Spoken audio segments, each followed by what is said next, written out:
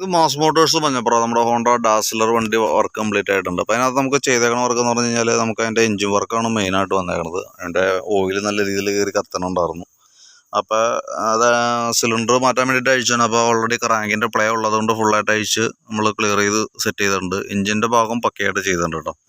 പിന്നെയെന്ന് വെച്ചാൽ കാർബറേറ്ററൊക്കെ ക്ലീൻ ചെയ്ത് റീസെറ്റ് ആക്കിയാണ്. അതേപോലെ ആക്സിലേറ്ററിൻ്റെ കേബിൾ കാര്യങ്ങൾ മാറ്റിയിട്ടുണ്ട്. അതേപോലെ ഫ്രണ്ട് ഫോർക്കിൻ്റെ ഓയിൽ സീൽ, അതേപോലെ കോൺസെപ്റ്റ്, അതിനോടനുബന്ധിച്ച് തന്നെ ഫ്രണ്ട് ഭാഗങ്ങൾ, അതേപോലെ ബാക്കിലത്തെ മോണോഷോക്ക് തുടങ്ങിയിട്ട് അത്യാവശ്യം വണ്ടിയുടെ എല്ലാ ഭാഗങ്ങളും തന്നെ ക്ലിയർ ചെയ്തിട്ടുണ്ട് നമ്മൾ. പിന്നെ അതിനകത്ത് നമുക്ക് ഈ ബോഡി പാർട്സുകൾ മാത്രം നമുക്ക് അവൈലബിൾ അല്ല. ഡാസ്ലർ ആയതുകൊണ്ട് ഓൾറെഡി പാർട്സ് നമ്മൾ ഓർഡർ ചോദിച്ചാലും കിട്ടാൻ ഇല്ലാത്തൊരവസ്ഥയാണ്. കാരണം ഫ്രണ്ട് കവർ ഇതൊക്കെ പൊട്ടിയൊക്കെ ഇരിക്കണേ. അപ്പോൾ അതിൻ്റേതായിട്ടുള്ള ചെറിയ വൈബ്രേഷനും പിടപ്പും കാര്യങ്ങളൊക്കെ, ഗട്ടറൊക്കെ ചാടുമ്പോൾ പിടപ്പും കാര്യങ്ങളൊക്കെയാണ് നിലവിലുള്ളത്. ബാക്കിയത്തെ വർക്കുകളെല്ലാം തന്നെ നമ്മൾ കംപ്ലീറ്റ് ചെയ്തിട്ടുണ്ട്.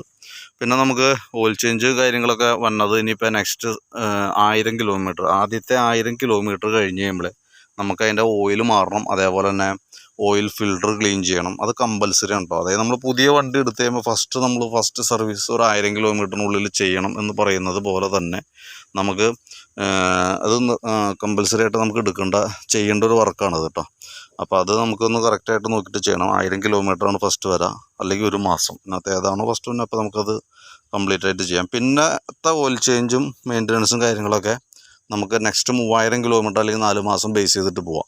അപ്പോൾ അങ്ങനെയാണെന്നുണ്ടെങ്കിൽ നമുക്കൊരു 1 ഇയർ നമുക്ക് ഓൾറെഡി വാറണ്ടി നമുക്ക് അതിനകത്ത് നമ്മൾ പ്രൊവൈഡ് ചെയ്യുന്നുണ്ട്. അതായത് ശരിക്കും പറഞ്ഞാൽ കറക്റ്റ് സർവീസും മെയിൻ്റനൻസ് കാര്യങ്ങൾ കറക്റ്റ് ആണെങ്കിൽ നമുക്കൊരു വർഷത്തിനുള്ളിൽ എന്തെങ്കിലും കംപ്ലയിൻസോ കാര്യങ്ങളൊക്കെ വന്നു കഴിഞ്ഞാൽ നമുക്കത് ചെയ്തേക്കണം എഞ്ചിൻ സംബന്ധമായിട്ടുള്ള വർക്കുകൾക്കൊക്കെ വാറണ്ടി നമുക്ക് അവൈലബിൾ ആണ്, കിട്ടും. ഓക്കെ, അപ്പോൾ അതൊന്ന് പ്രത്യേകം ശ്രദ്ധിക്കട്ടോ. അപ്പോൾ വർക്ക് കംപ്ലീറ്റ് ആയിട്ടുള്ളൂ. ഇനിയിപ്പോൾ ഒന്ന് വാട്ടർ സർവീസ് ചെയ്യാനുണ്ട്, ചെയിൻ ലൂപ്പ് കാര്യങ്ങളൊക്കെ ചെയ്തെടുക്കാനുണ്ട്, അങ്ങനെ കുറച്ച് വർക്കുകളൊക്കെ ഉണ്ട്.